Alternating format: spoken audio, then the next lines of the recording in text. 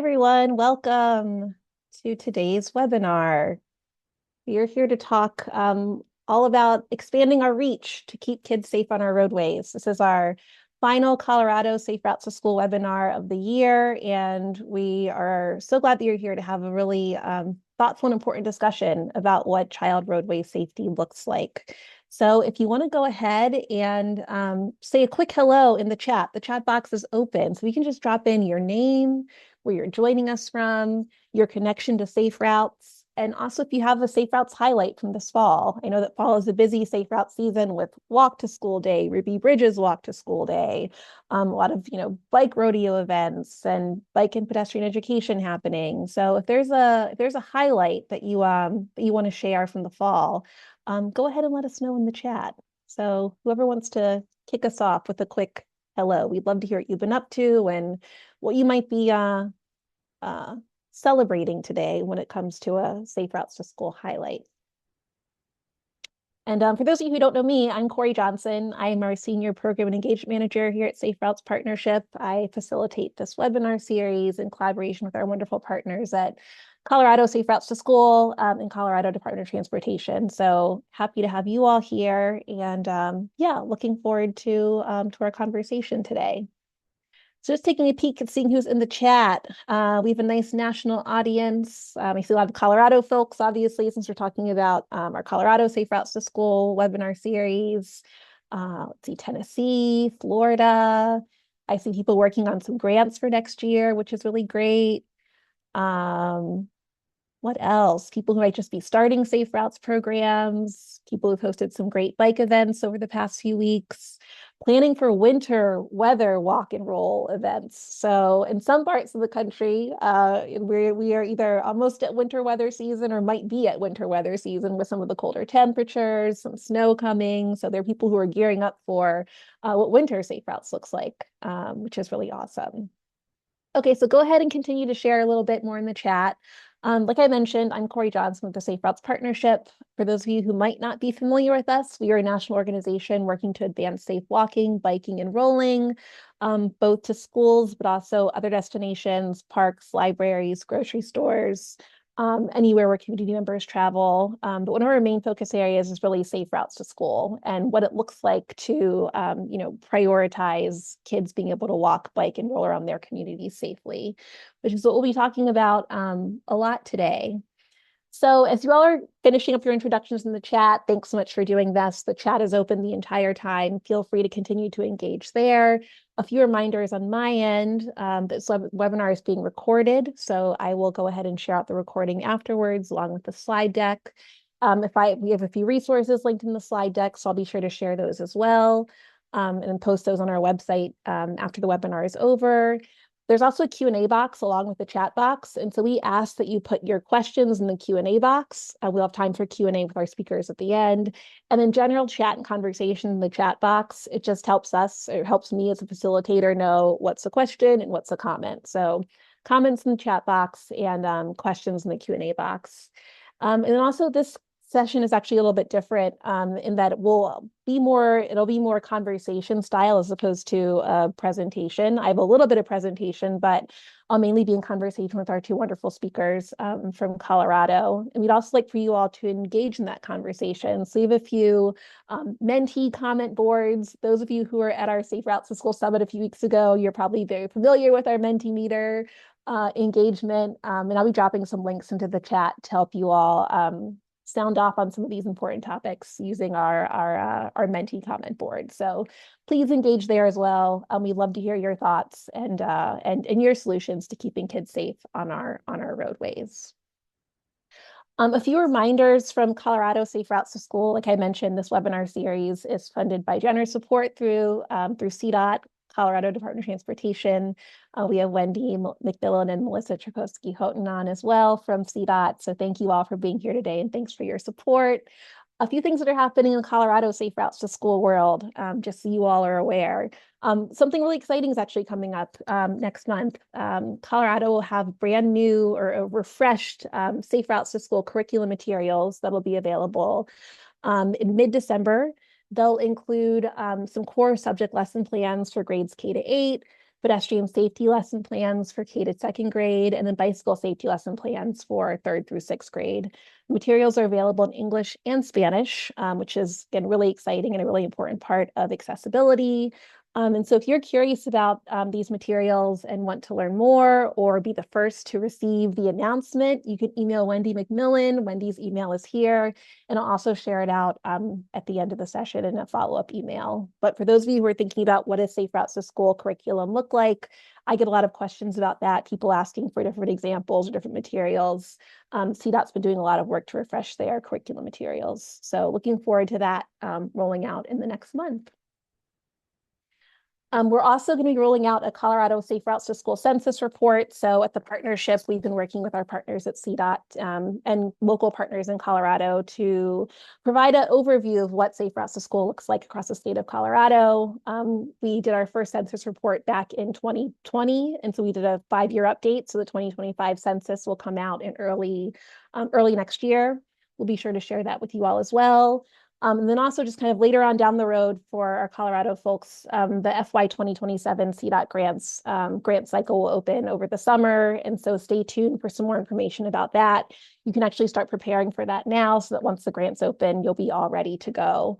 And as a part of that, preparation, community engagement is always a big part of applying for a CDOT grant, and I'm sure other grants as well. So I'll be hosting a 2-part community engagement workshop in December that'll be all about community engagement for Safe Routes to School. Again, this is also funded by Colorado Department of Transportation, but is open to our national audience. So we hope that you all will be able to join that conversation and that workshop as well. It's a 2-parter, so 2 dates, December 4th and December 11th. And we'll provide an overview of the Colorado Community Engagement Guide, which we published a few years ago, but is still just as relevant today as it was a few years ago. So we'll talk about our basic community engagement framework and talk about different success stories around community engagement. We'll focus a lot on walk audits as an effective community engagement strategy, and also include some strategies for rural engagement and youth engagement. And then finally, we're going to have a really cool opportunity for you to connect with a Safe Routes buddy from another community. So being able to kind of get outside of your community and your sphere and connect with somebody else who might be in a different part of the country, and do some community engagement work in partnership with somebody else. So we're really excited about that.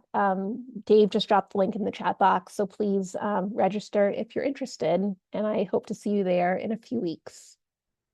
Okay, so those were all of my announcements, and now I'm going to kind of shift gears and talk about why we are here today and why we're having this conversation. So, as we can see from the chat box, we have a lot of Safe Routes, practitioners and champions and advocates on our call, and I think that we are kind of all working towards the same goal here, which is that Safe Routes to School is really about keeping kids safe. And so this entire conversation today is really about keeping kids safe on our roadways. I know that a lot of you work, every day to do this, whether you're on the ground leading Safe Routes to School events, or if you're a Safe Routes to School planner that's really thinking about how to make communities safer to walk, for kids to walk, bike, and roll. Or maybe you're an advocate who just wants to, lend your voice and lend your passion to this cause. And we know that keeping kids safe is a collective responsibility and that everyone plays a role. And so as we kind of have our conversation today, it'll be really focused on this idea of, what it means to prioritize, roadway safety for children, what that looks like, what some of the challenges are, what some of the solutions are. And while our speakers have a lot of, personal stories and insights around how they've been working to keep kids safe on our roadways, we'd also love to hear a little bit about what you all are doing and what those effective strategies are in your communities as well. So more to come on you sharing some of your ideas in a moment. I wanted to start out by sharing a few ideas that I found recently that are, I think, really interesting ways to prioritize child safety on our roadways. And again, these are 3 examples in a pool of, hundreds of examples of what child road safety looks like. So this is certainly not an exhaustive list by any means, but just 3 that I wanted to pull out today that kind of have been on my mind over the past few weeks. So the first one is that Denver Safe Routes to School, their action plan actually includes a Vision Zero goal for youth. So, Vision Zero is an international movement to eliminate all roadway fatalities and injuries. And oftentimes Vision Zero goals just kind of state a large goal of eliminating roadway injuries and fatalities. But Denver actually, when it took a step further and talked about having a Vision Zero goal for youth. So what does it look like to, eliminate traffic fatalities or injuries for young people? What are those strategies that work for them? How does the Safe Routes to School movement work alongside Vision Zero to keep kids safe on our roadways? So shout out to Denver for your Safe Routes to School action plan, including a youth Vision Zero goal. Along the same lines, Albuquerque, hi, John Johnson from Denver. Thanks for, I see you in the chat. You've been a big part of this. Albuquerque Safe Routes to School, New Mexico also, Albuquerque Public Schools, New Mexico also has a Vision Zero for Youth initiative. That's really, again, thinking about Vision Zero and road safety for young people. So having a traffic safety curriculum, traffic safety awareness campaigns. They also have a Vision Zero action plan at their school district, which is, again, a really great idea for thinking about how to prioritize youth road safety. And then finally, another example from Douglas County School District. They participated in our Colorado Safe Routes School Community of Practice this past year, and they developed a district campaign called I-5, which is a road safety campaign, really aimed at improving road safety for kids and really reinforcing, safe walking, biking, rolling, and driving behaviors. So they've been really successful in getting that initiative up and running. So I won't go too far into these examples. I'm going to share the slide deck afterwards, but going back to the two school district examples, these are just a few of the objectives from Albuquerque's Vision Zero initiative program initiative for youth. And so, all of their goals and objectives, again, are really thinking about how are we ensuring that kids feel safe walking and biking to school? How are we ensuring that parents feel safe letting their kids walk and bike to school? How are we eliminating some of those, obstacles or barriers, just creating an overall safer environment for young people who are walking, biking, and rolling? So even just having this laid out and having this on a district website is really showing that, that young people are prioritized, that they're focused, that there are certain strategies that are really geared towards, road safety for youth. And then secondly, this is just an example of the I-5 initiative from Douglas County. So they've been providing, like I said, safety strategies and tips. And the idea of I-5 comes from, being able to make eye contact with people as you're walking, biking, rolling, driving, especially if you're driving around school zones, looking around you. And then 5 is that hand signal, kind of reminding you to pause and slow down. I think that's another big part of keeping people safe on our roadways, just slowing down and being mindful and pausing and taking a beat before we continue to drive or walk or roll. So again, I'll share more information about this initiative as as in my follow-up email. Like I said, these are 3 very great examples, but also 3 examples in a pool of many. And so actually, before we go ahead and introduce our speakers, I'd like to hear from you all, and I will swap my screen here so we can do our Mentimeter. But I'd love to hear from you all about how you're prioritizing road safety in your communities. And so I'm going to drop my Mentimeter link in the chat box here. Give me 1 second. Okay. Thanks, Dave. And I'll go back and share my screen here.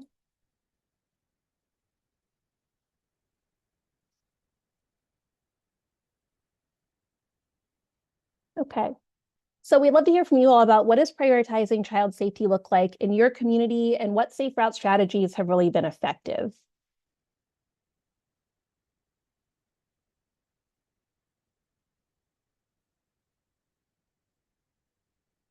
So what have you been seeing? What's been going on? So I see having crossing guards, education, bike rodeos, safe routes programs, obviously, developing policies. Yes, so safe routes to school policies, putting something on paper, making it official. Speed zone enforcement, that's something a lot of communities have been, have been talking about. Traffic calming, new safe routes wayfinding signage in Littleton, which I think we're to hear a bit more about a little bit later. Summer school bike weeks, collaborative partnerships, doing walk audits, slow streets, education and PE classes, flashing school zone signs. I see a lot of those as well. Improving crossings near schools, school travel plans, absolutely. So thinking about being really intentional about thinking about how students are actually traveling to school, where they're walking, biking, and rolling, where those safe spots or areas of concerns might be, demonstration projects, having school zones, so designated school zones where there are lower speed limits, there might be some different infrastructure that really prioritizes young people walking, biking, and rolling. Right, great. So thank you all for participating in our first Mentee. There'll be a few more throughout this conversation, but I wanted to at least kind of get the ball rolling by thinking about what prioritizing child safety looks like in your communities. So I'm going to go back to, let's see, my other screen here. Okay. So I'm going to go ahead and turn things over to our presenters. We have two really wonderful presenters who I've gotten to know over the past few months, I guess, and I'm really just looking forward to having them here and available to share their stories. They've been so generous with their time and with their hearts, and so I'm it's an honor to be in conversation with them today. So we have two presenters. My first presenter is Josh Stewart, and I'll share a little bit about Josh, and I'm going to have Josh introduce himself in his own words. So Josh Stewart is a community advocate from Littleton, Colorado, where he and his wife are raising their three boys. After losing their son Liam to road violence, Josh has dedicated his civic and volunteer work to improving walkability and mobility freedom for all ages. He believes every child should be able to walk or bike to school safely and independently, and that connected, people-centered streets are the foundation of strong communities.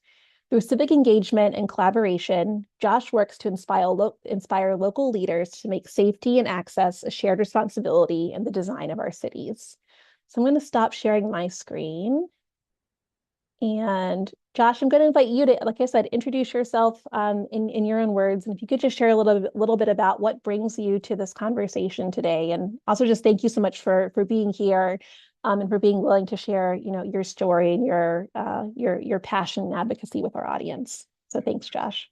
Thank you, Corey. I appreciate it. I'm glad I could be here. I'm glad I can talk to this audience and share more of our successes and challenges. Um, Josh Stewart, I'm the father to three boys. 2 years ago, I got the worst news any parent can get, and that is my oldest son, Liam, was hit by a driver while riding his bike to school, um, only a few hundred feet from actually being at school. Um, he was hit and killed, and we've missed him every day since. As a father of three sons, I was heavily involved, or I have been heavily involved in our school districts and our PTOs and all the parent things you can do. Big volunteer and worked in that space for many, many years. After Liam died, I have taken this opportunity to really get more involved in street safety. I come from a unique position where the way I thought about street safety before was just teaching my kids how to deal with the streets as they are, to being a person that is heavily involved in making sure the streets can be safe for everyone in new ways, that they could actually change and adapt and be more of a community focused avenue for these kids and for drivers still and for anybody of any age that decides to go somewhere in any way that they want. So that has been my focus for the last 2 years since Liam died. I feel I bring a unique perspective to the game, and I'm just really glad in the successes and the things that we've done, and I'm happy to share that with you. And Josh, thanks so much for being here. Like I said, I know that we've kind of gotten to know each other over the past few months, I guess. And I've just been so inspired by your story and your advocacy and your willingness to share with our audience. So appreciate you being here and being a part of your team. And I'd also like to introduce one of Josh's, community partners and other team members, Dr. Maria Mant. Maria Mant is a pediatric emergency physician and the medical director of EMS at Critical Care Transport at Children's Hospital Colorado, a role that she's held since 2007. She serves as the chief medical director for the Children's One Flight Team and is an associate medical director for Aurora Fire Rescue. Her research and publications have focused on the care of children in the pre-hospital setting, primarily in areas of trauma and emergency airway management. Most importantly, she is a wife, a mother of two, an outdoors enthusiast, and is passionate about making the world a kinder and safer place. And again, Maria, I've also gotten a chance to know you over the past, few months, and I'm so inspired by your advocacy as well, and just you being able to lend your voice and expertise as a medical professional to this conversation. And so I'd invite you to introduce yourself in your own words and share a few words about what brings you to this conversation today. Yeah, thank you so much, Corey. I am impressed with this turnout. I am honored to be here. It's incredible to see so many people out there as concerned about kids' safety as we are. It's really heartwarming. I have been a pediatric emergency medicine physician at Children's Hospital Colorado since 2004. So seeing kids directly impacted by auto pedestrian accidents has been a daily part of my life with every clinical shift that I do. Um, I would say that the last 3 to 5 years, I have seen more auto pedestrian accidents than I have in my entire career. It's the uptick is alarming. Um, the injury pattern is also something that I think is changing and unique as our vehicles travel faster and are larger. We certainly see in children a propensity for severe traumatic brain injury and for very significant intrathoracic and intra-abdominal injury. The patterns are predictable and quite unique. I also have a passion for EMS. I was an EMT for 5 years before and during medical school, and so spent a good deal of time being the first on scene to many of these accidents. And so coming full circle and being able to now direct our Children's One Flight team and be intimately involved in EMS care for children throughout the state of Colorado, throughout the region, has been an honor and has really felt like I've come full circle. As Corey mentioned, being a mom is my number one priority, and I'm the mom to two kids. The story with Josh and I is a little unique. The fact that he can tell his story without tears in his eyes, and it is something that I'm still not able to do as well. Um,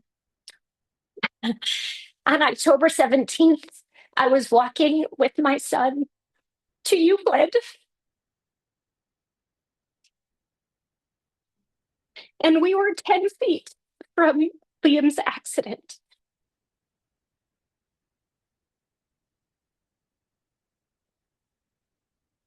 I have provided CPR to many, many children, but never the friend of my son. This brought Josh and I together, the Stewarts and us together in a way I never thought possible. And also has driven me to take my profession to a new level. Since the accident 2 years ago, I have refocused, and I'm now publishing on pediatric auto pedestrian accidents. We have very interesting studies coming out here shortly And we've done a deep dive into who gets hurt on our Colorado streets.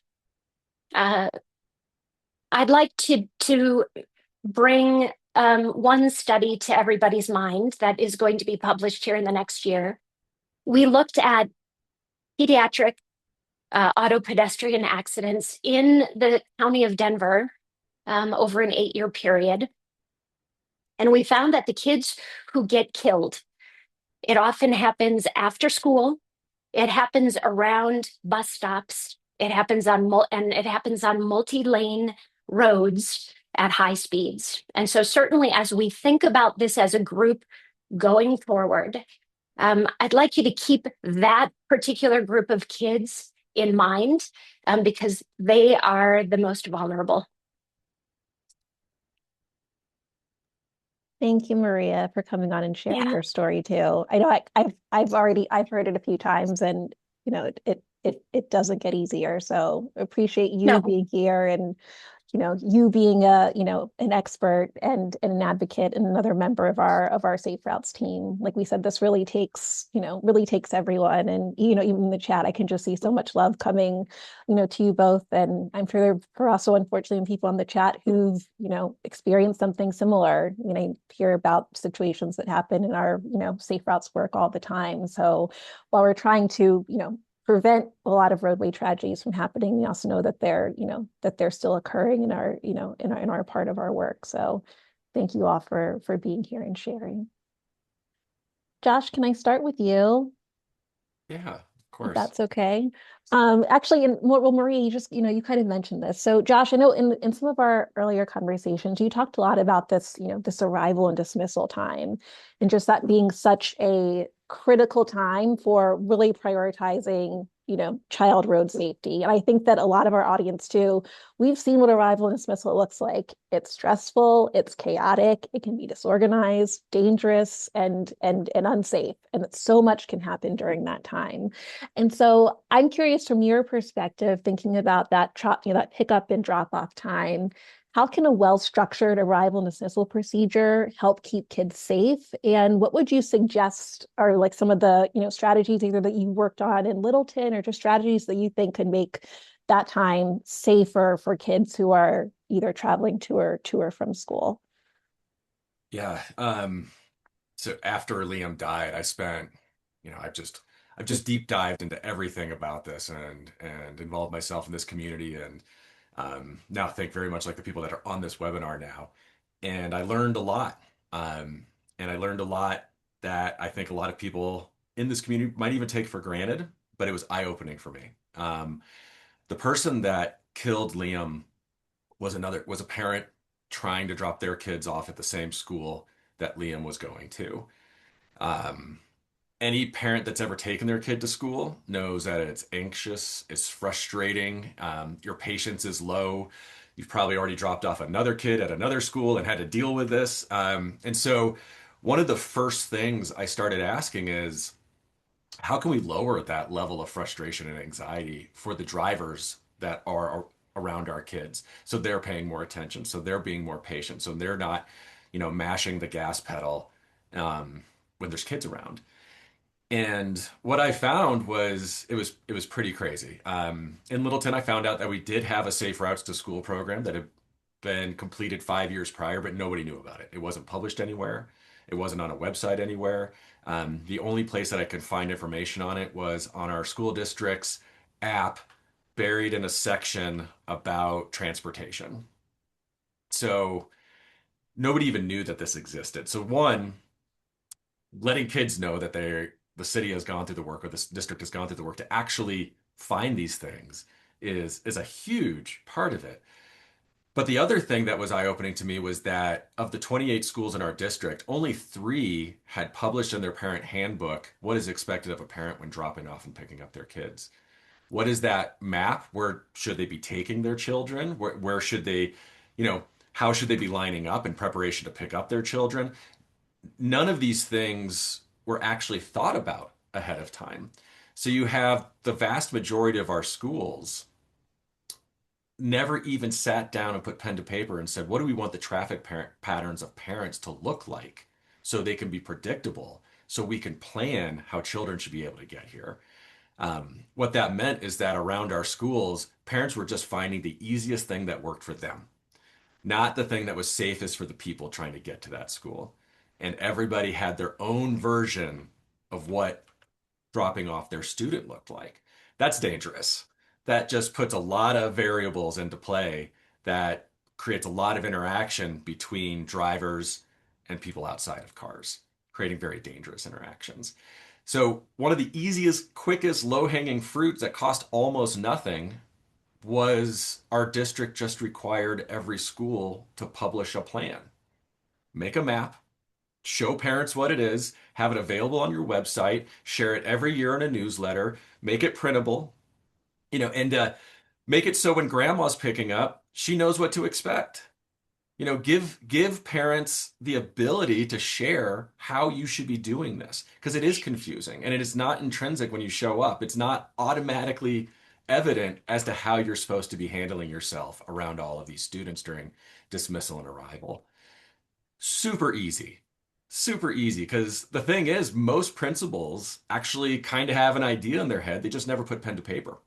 Yeah. So get it done. You Yeah, know? that communications piece where it's like, it doesn't work and it's not helpful if it's just in your head, right? That Yeah. we're not all inside of your, we're not inside of your head. So being able to publish that and share it, and printing it. And I even love like the idea of what you said about, if grandma's picking up that day or if a babysitter is picking up that day, so that everybody's aware of Yeah. like what the procedures are. And like we said earlier, this is a collective responsibility. And part of that means we have to communicate and talk to each other about things that are really important and critical for keeping kids safe on our roadways. So Yeah, thanks it's for it's sharing really I easy to think about the kids and that route and looking for streets that make sense, but if we're not thinking about this level of traffic and intervention that happens directly around the school, we're not doing kind of what the core of a safe route really is. Yeah. And so Yep. thinking about those drivers is critical. What we found in Littleton is that once we asked for that, what we got initially was principals writing up what the system was now,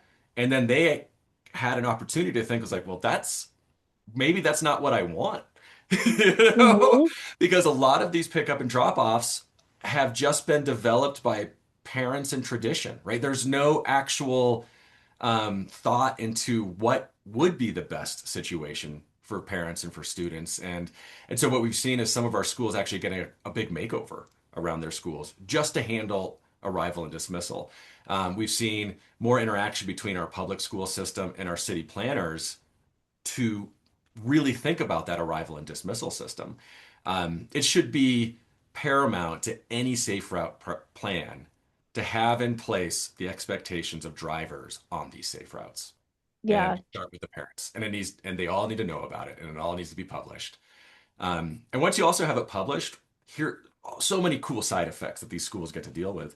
Um, our elementary school put that map and the expectations and the plan on a little 3x5 card that gives teachers the ability for subtle enforcement. You don't have to tell people, we're going to fine you or you did it wrong or anything like that. If you see somebody texting in the line and that's one of your core, values, have it on the 3x5 card, hand it to that parent when they pick up their student. It is really simple to enforce and to just build that community and that understanding. So way less frustration, way less parents getting mad at parents, because we do know an angry driver is the most dangerous driver. And so, Yeah, yeah, we're absolutely. taking care of a lot. So very, very cheap, very, very easy, and just something that needs to be asked for. Yeah, I love yeah, the idea of the small format as well, just something you can hand people. Yeah, it's Maria, go not a ahead. ticket. It's just a, hey, maybe Right. you didn't know.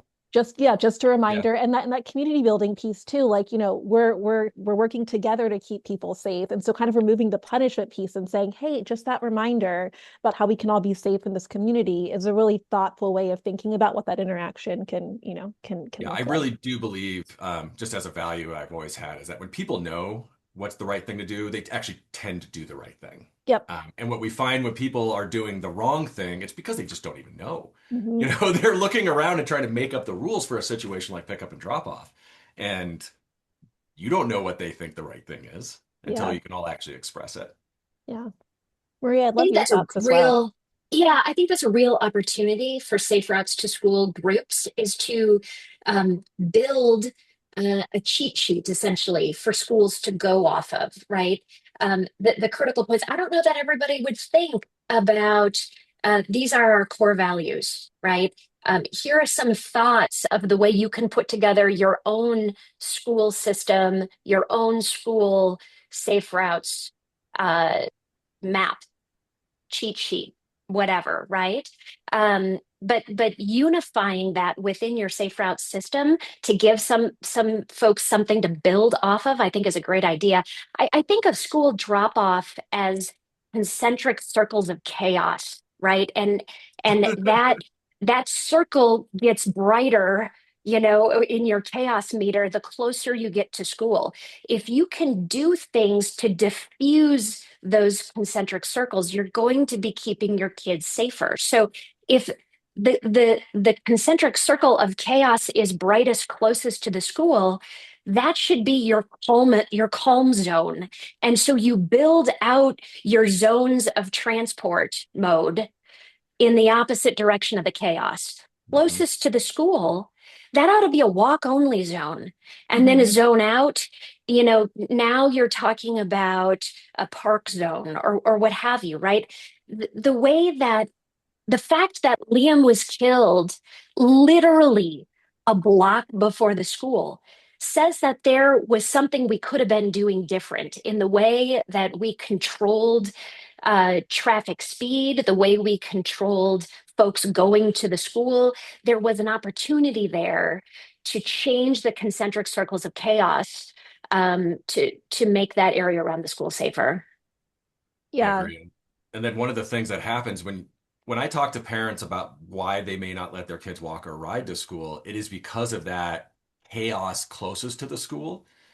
Um, and so if you can alleviate that in some small way and get one kid out of a car and onto a bike, that's a snowball. That's less cars now in that chaotic situation. And so by making it safe and making parents feel like my kid will be safe in those areas, it only gets better for everybody. Less cars, more kids on bikes equals less cars and more kids on bikes, and it just keeps going that direction. Exactly. I feel like you really need to have a walk zone closest to the school. That's where the most kids are going to be. And so controlling that zone the tightest makes a lot of sense from a child safety perspective. Yeah, yeah. I think that all these suggestions are, really helpful, very practical. A lot of things that I'm sure a lot of people on our, call are working on with trying to get more walk zones, getting designated school zones, and really, like reinforcing those positive behaviors that we want to see too. Again, like this is a collective responsibility, and we're here to keep everyone safe.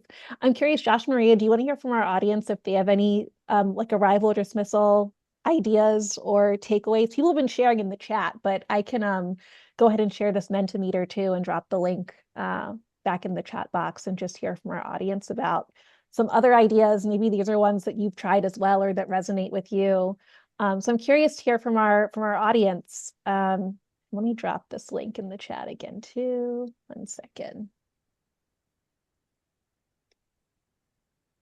Okay, so we're going back to the same Menti here. And we just want to know what arrival and dismissal procedures have worked to keep kids safe in your communities? So have you tried out a little card like Josh has? Have you done household travel plans? What's worked for you? I'm really curious to see what's out there. Uh, Mhm. Staggered I'm also pickup kind of curious times. on if anybody has any information on how they have shared safe routes to school in their community, if they've already done this project. I said earlier that it took 5 years before it took Liam's death before we even found out we had a safe route program in our city. And so I'm just kind of curious if anybody, what has their success been on communicating that? So maybe that's the Sure. next message, Tori. Yeah, I'm actually, sorry. I think I do have something I like feel that, like Josh. this is a learning experience for me as well, and You're I'm going to take so good. much of what the people say in this to the Yeah. streets and to my work. Yeah, absolutely. Yeah. So I'll be sharing out the results of all of this too. So all these ideas that are coming in. And I think Josh, I do have like a question about how you've been building Okay, awareness and good. support for safe routes in your community. So it's yes, it is coming. Like I said, we are all in this together. So a few ideas from you all about arrival and dismissal procedures that have worked. So staff assistance for loading and unloading, a one-way drop-off line. I saw a few staggered pickup times, having walking school bus programs, so organizing groups of students walking together, usually accompanied by an adult, encouraging walking and biking instead of vehicle drop off, separate spaces for various types of traffic. What else do we have? School resource officers guiding cars along the drop off line, parking lots for different grade levels. Yeah, there was a community in Oregon that did a arrival and dismissal campaign called Park a Grade Away, where it was like depending on the grade level, you would park whatever, so if it's first grade, 1 block away, second grade, 2 blocks away. And that was like a way for them to, kind of like put that in people's minds, park a grade away. Then also just kind of alleviate some of that traffic congestion in the, drop off and pickup line. Um, okay, these are really great ideas. And like I said, we'll be sharing these out afterwards. And Josh, if you have any examples of like your travel plan or what that little card actually looks like, I'd love to follow up and, get some of the ideas that you've shared about what's working in Littleton to share with our community too. Yeah, I will find those maps for you and share them. Yeah.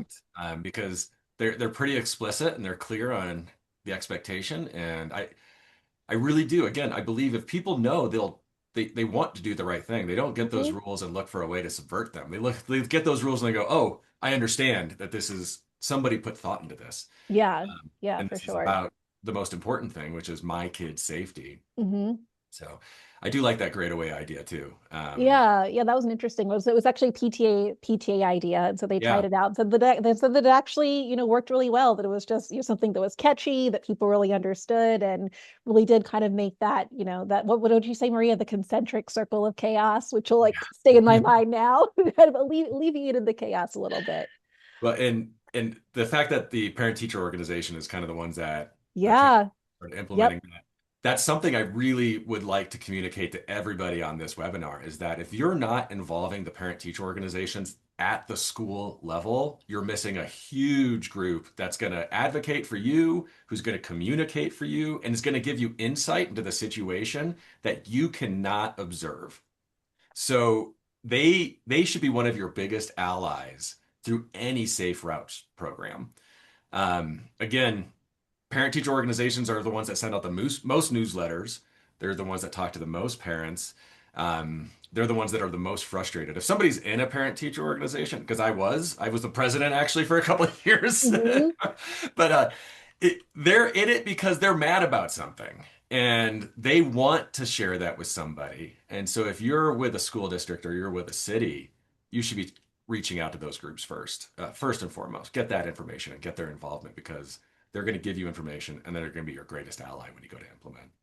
Yeah, absolutely. And again, Actually, getting a everybody on point. board. Yeah, Maria. Yeah, that was actually a point I wanted to make as well, Josh, that I think it is a miss not to have effectively a designated safe routes to school board member, right? Get that PTO directly involved, have that person be the one who you partner with to drive the pickup drop off times, to talk about the maps, to get the postcards out or whatever the case might be. They're great advocates and they generally know the community, know the school, know the parents the Hmm. best. Um, I think they can be real advocates. I, Yeah. I I just wanted to give a shout out to Crystal McCutcheon. She said, I believe this should also be implemented at bus stops.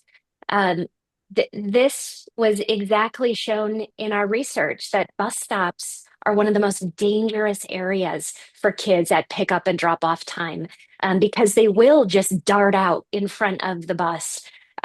People do get impatient and try to move around the bus. Those are high danger zones and should be called out specifically in your plans. Yeah, thanks for that, Maria. And you mentioned the research a few times. Is that something that'll be like like publicly available, or are we able to follow up with you and kind of Yeah, get some of the high level 100%. takeaways? We have one manuscript awaiting publication, and the other one pending. So Okay, yes, these will be available in the literature. great. Thanks for, yeah, sharing that. And like I said, it's nice Yeah. to have different areas of expertise, and having a medical professional is, yeah, a really important part of this work. Um, as for another question for you, so actually, I think Josh, you mentioned this with the arrival and dismissal plan and communicating that and printing out flyers and having the cards is like a really like low cost, budget friendly safety solution that's really impactful. And so I'm curious if there are other like low cost or no cost solutions that you've either found have been effective in Littleton or that you're working on that are really helping to keep kids safe on the roads. I think you might have mentioned like the wayfinding signage during one of our other conversations, but any like low cost or no cost, knowing that we're all trying to be budget conscious Yeah. and budget friendly these days. So I'd love to hear some of your tips around that. Well, and the cheapest and lowest cost one is the one we've already talked about, is Yep. that pick up and drop off. But some things to think about as you're making your safe route program, or if you already have a safe route program in place, um, having your city and your school districts tie it to things, and it just doesn't live in a bubble, is free. Like, a lot of cities have a vision plan, or they might have a transportation master plan. And in Littleton, we had developed this safe routes program, but it isn't mentioned in either of those. And so the fact that you can have these two things existing completely separate from each other just doesn't seem possible. If you're going to make a transportation master plan and you've developed a safe route plan, the two should be living side by side. And so that's a real quick, easy thing for a city planner and a school district just to touch base on. Um, Talking between school districts and cities, it is not as common as we would assume it is. A lot of cities just assume the schools got it handled, and a lot of schools just assume the cities already figured this out. And they may have a meeting every other year, to discuss mostly like buses and school bus stops, but it's rarely around school zones, which is often something that the city is going to design, and the school relies on. So that is another thing that's almost free. Just have a meeting. Have a regularly planned meeting between city transportation staff and your school transportation staff. And most school districts are going to have transportation staff if they have buses. Um, as a school superintendent or as a school district, they should really be assigning these these duties and responsibilities to somebody at the school as well. If you have a transportation manager, that person, safe routes should be under their purview, right? And so there's little things that we just probably haven't thought about, because I know a lot of us in the safe streets world are attacking this for personal reasons. We're doing this because we love the work and it's important to us, but we're not often thinking about all of these different parties that truly need to be involved. Um, and it's just a matter of an email and a meeting and making Yeah. sure that this stuff is happening and that this is part of what you're doing in this work. Yeah, and So, talking to each other, like you just yeah, have them Yeah. right. It could, it sounds silly to say and simple, but like talking to each other is actually a really important part of this, of this work and of keeping people safe. and That this communication. Yeah, and this even goes back to like what we were talking about, with involving parent-teacher organizations. The city planners here in Littleton went out and they observed a lot of school pickup and drop-offs, and the conclusion that they came to was not even close to the conclusion or the realities of what the parents were dealing with, because all they did was watch. They didn't drive that every single day for a month and experience it in snow and in rain and on cold days and hot days, and so it's again, it's just communicating and thinking about who are all of those players that are going to give me the most information, so me as a safe routes designer can make the most educated, and proper decisions with these routes. So, and another thing that our um, city has done, and again, this costs almost nothing. They put up signs for our safe routes in our city, and signs While they're a cost, they're a fairly low cost for a city. This isn't painting a street, this isn't redesigning a road.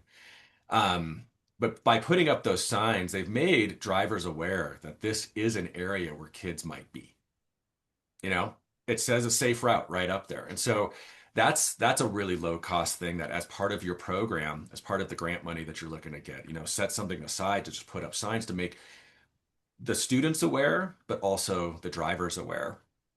Our city took it a step further and they put on these signs, and I think this is beautiful. They put times on the signs that show how far away you are by bicycle or by foot from the Mhm. school that it lists there. And what's neat about that is you're letting parents know that might live in that neighborhood that, oh, is that all? It's a 4-minute bike ride. Why am I getting in the 20-minute line every day? Mhm. So something that helps there. But then on the other side, traveling, safety in numbers. Being an individual child on a street is far more dangerous than being a group of children on the street. You're definitely seen more. If you're being unsafe, there's other kids there to correct your behavior. So being in a group is important, and you can actually utilize those times to say, our neighborhood is going to meet at this sign every day, 25 minutes before school, and we're all going to ride to school together. Yep. So it's a great way to create community, but you don't get that kind of action organically. You do need to involve a lot of the players, and you need to get those kids involved, and you need to get those parents involved, and so. Just a Yeah, lot which of goes, little elements. sorry, I was supposed to say, which goes back to like the talk to each other piece, right? With getting everybody involved and on board. Maria, curious if you had any other low cost or no cost safety strategy. Y- Yeah, it, mine really, I think, kind of play off of Josh's. After Liam's accident, uh, my son and I walked to school looking at things differently. And we talked a lot more about the importance of making eye contact at intersections with the drivers before we crossed. We talked a lot about, oh, there's a car there that is going to back out of that driveway. Are you paying attention to that? Not being on your phone for the older kids. He didn't have a phone at that time, but our pedestrians are just as guilty as being on their phones as they're moving around as our drivers are. And so building that awareness on an individual level, walking the walk with your kid, picking out those things and talking about it. And, even making this a community, a school effort, right? You are walking with your child. What are the things that you identified? And having that conversation of here are the pain points on my particular walk, and having everybody weigh in on it in that way. When you have a group of kids walking the walk, having them be able to then give their input of what they saw on their walk, and so really building awareness in that way of this stuff matters, paying attention matters, and I can bring that to my school, and the school listens. Here are the areas that are most dangerous in our own community, and so I had that thought. The Yeah. the other the other thing is and this takes a little bit of money too, but we know that small things like planting trees on the side of the road, on that easement between sidewalks and roads, for Hmm. example, makes a difference in slowing down traffic. And so, encouraging those small things that actually have a multi-purpose can really be helpful in slowing down traffic on the way to school. Yeah. There's a group in Toronto who looked at this, and the simple act of planting trees resulted in a 5 to 20% speed reduction on those, roads leading up to high traffic areas. So we can do those little things. But I think to hit on what Josh said, it really takes the individual, it takes parents, it takes students working collectively to make that change, and to bring a higher sense of awareness to the school in which they attend. Yeah, I was going to say those are things that like the community can be involved in too, whether it's planting trees, planting flowers, using Hmm. asphalt art and paint. That's another way to kind of, increase road safety. But Josh, to your point about spreading awareness about safe routes too, that's also another great way just to get more people on, involved and aware of, safe routes to school, being a movement and being a really effective program. So I appreciate both of those strategies. Um, we have about 5 minutes left. Josh, I want to get to your question about how do we increase awareness and support for safe routes to school in our communities. So if you want to hear from our audience, I'm happy to launch the Mentimeter again if you're interested in hearing from people about what's been effective, or if you have any other strategies that have been effective for you, you let me know what would be most helpful for you. Oh gosh. Well, we've covered a lot today, haven't We we? have there's so many great like resources and links in the chat too. So I promise after this webinar I will pour through all of those and pull out the links for you all. But yeah, I'm curious to know about maybe from our audience what strategies have worked to increase awareness and safe routes and support for safe routes in your communities. And I'll go ahead and I'll drop our Yeah. link here one more time and I will share my screen again.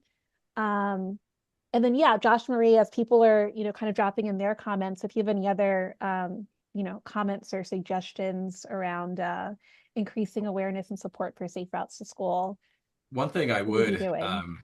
let this group know is that when our city finally did put on their website our safe route program or where these maps or these routes actually were, um, it's really fun and it feels really cool to make it like a line on a Google map and make it interactive on your website. But those aren't the people that use it. Kids don't have phones. And so if you're not making a printable, shareable map, you're missing out on actually getting this to the people that need it. And so that is something that I really want to point out is that digital sounds awesome, but you need to think about your audience. And so that was something that we had to do. And it was a difficult project for our city to create a PDF of what they had made in a Google map. But it's a necessary step. And so that's one thing that I would add to this portion to increase awareness. Yeah, that's really helpful. Again, people, that communication piece, right? Communicating in different ways, people have different availabilities. So being able to have different strategies to reach everyone. And as you can see, we're getting some more ideas in our Menti too. You mentioned presenting to PTA groups. Walk, bike, and roll to school day is a great way to bring people on board and raise awareness. Communicate consistently and often, having those suggested what bike and walk routes. I saw a question in the Q&A box too about, like there are some schools where, there might be lower parent and caregiver engagement, or there might not be a PTA or a PTO. How are ways we can reach parents and caregivers who might not be involved at the PTA level? Something like a walk and roll to school day or another more like informal walking event could be a great way to like involve other parents or caregivers who might not be involved in a PTA. So I really like that strategy. Social media, having safe routes committees, talking with school administrators, principals, superintendents. Great, and then lots of ideas in the chat as well. I feel like an hour went by so fast. Oh my It's gosh. you get into it and there are so many good ideas flowing and so many great conversations and it's hard to get to everything. Josh Marie, I'd love to have you all, back for another conversation, like a, part two and getting to some of the other questions from our Q&A box. So like we got to a few, but not all of them. If I didn't get to your question, I will hold on to it and also hold on to all the links in the chat box. I'm happy to touch base with Josh Marie and also share some of their responses out to you all, to our audience afterwards. But I did want to go ahead and start closing up for today. And so Josh Marie, maybe I'll leave it with you all. One thing that we can do today to keep kids safe on our roadways. So we'll close out the session. We'll go back to our laptops, or maybe we'll take a little walk or go pick up kids. What's something we can do today to keep kids safe? Well, what I will say, because I think people that take the time to attend a webinar like this, people that have dedicated their labors and their knowledge and to be a part of this conversation, um, I just want to tell you that kids that make it home safely don't make headlines. And when you do your job correctly, your success will be silent and measured only by the children that get to live normal, beautiful lives. And so I thank all of you um, for doing what is kind of a thankless job, but it is the most important work. And so that's how I'd like to close it out. Thank you, Josh. Maria. Yeah, I would say commit to starting small, right? It doesn't take a grand scale plan. It takes a commitment to do one thing, right? And whatever that one thing is, maybe it's, what, I'm going to be that safe routes to school person on my local PTO, right? Maybe it is, um, I'm going to reach out and offer to be the one to drive the making of the card. If you just can commit to do one thing, that's the start we need.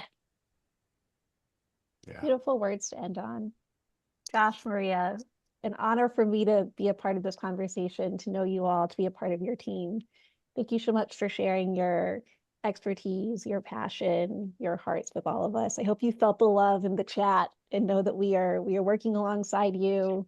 We are thinking of Liam and working to honor him and making sure that these situations don't happen. They don't have to, like we said, they're preventable, and we're all a part of the Safe Routes journey together. So appreciate you all being a part of our community. And yeah, I'm looking forward to staying in touch and keeping kids safe on our roadways alongside you. So thank you all. Thank you so much to CDOT for sponsoring this webinar and this really impactful conversation. I do a lot of webinars, and this is one I'll remember for sure. So I will follow up with all of you with the Mentimeter responses, with all the links in the chat. There's so much going on that I know I missed, but I'll definitely go back and take a look and share those takeaways with you all as well, along with the webinar recording.